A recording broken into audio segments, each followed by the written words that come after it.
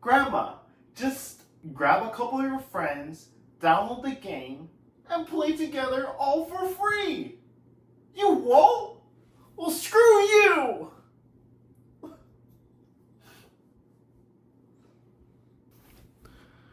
More people need to play Mario Kart Tour in 2025. Unlike Mario Kart 8 Deluxe and Mario Kart World, Mario Kart Tour is free 99. I don't know if I'm the only one, but games nowadays can only be fully enjoyed when played online or multiplayer with friends. Back in 2018, when I found out that online services was locked behind a paid subscription, it turned off all the hype that I had around the Nintendo Switch going forward. For example, the Wii and DS era didn't require a paid subscription to access the internet. But when I did access the internet, it sucked ass, you know? It all goes back to my very first console, the gray Nintendo DS Lite. And you can see here that Plain Rock actually broke the DS and also signed it. I wanted to break it. Yeah, I wasn't planning on breaking anything, but like, yeah, thanks for breaking it. I want you to like destroy it if you're willing. Nintendo, drop the prices like this! Hell yeah! Nintendo Store grand opening. Yeah, it's completely wrecked. Back to the story. This console being handheld made for some endless possibilities. I can play in my room, in the restroom, the living room, the dining table, you know? What did you say about eating at the dining table? Better not say that again, okay?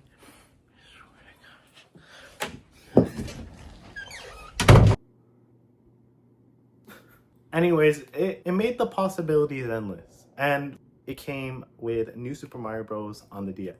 And let me tell you, that story mode, the mini games were a great add-on. But what made the game so special to me was the versus mode. Me and my sister would spend hours playing, and we thought it was actually peak. There's just so much the game offered for one cartridge between two people, and that to me was magic, you know, nothing can beat it. Back when I was 10 years old and my sister was 12, would be pulling up to family parties, you know. I would take my DS, I would take my sister's DS because I know she wouldn't bring it, just in case, you know, we can play New Super Mario Bros. To pass the time.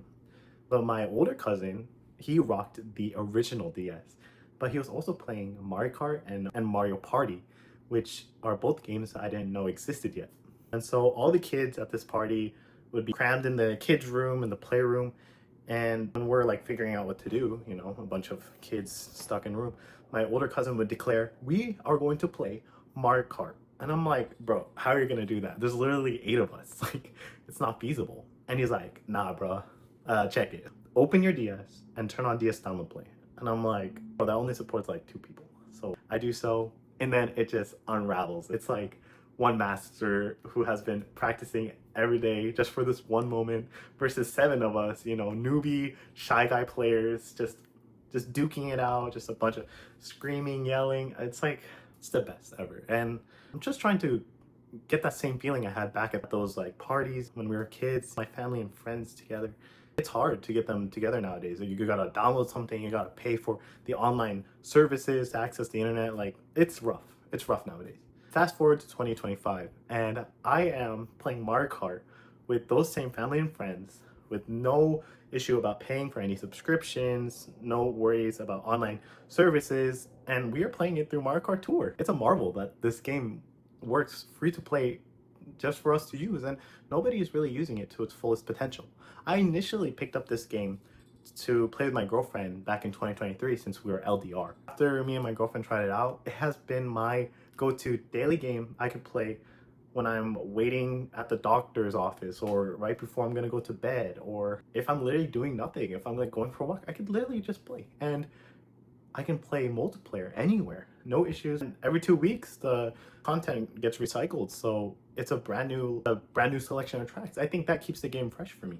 If I had all the courses available, I think I would get overstimulated and like, oh, I want to play this course or this course. So over the 2 years of playing, I realized that the player base isn't as good as I want it to be. So I did join the competitive Discord for Mario Kart Tour. This is where you can do the, you can try for world records in time trials. You can do competitive matches to gain like MMR or ranked point system, but I realized that kind of defeats the purpose of this game just being a quick in and out, you know, just play and then drop it for like a few hours and just pick it up and play again.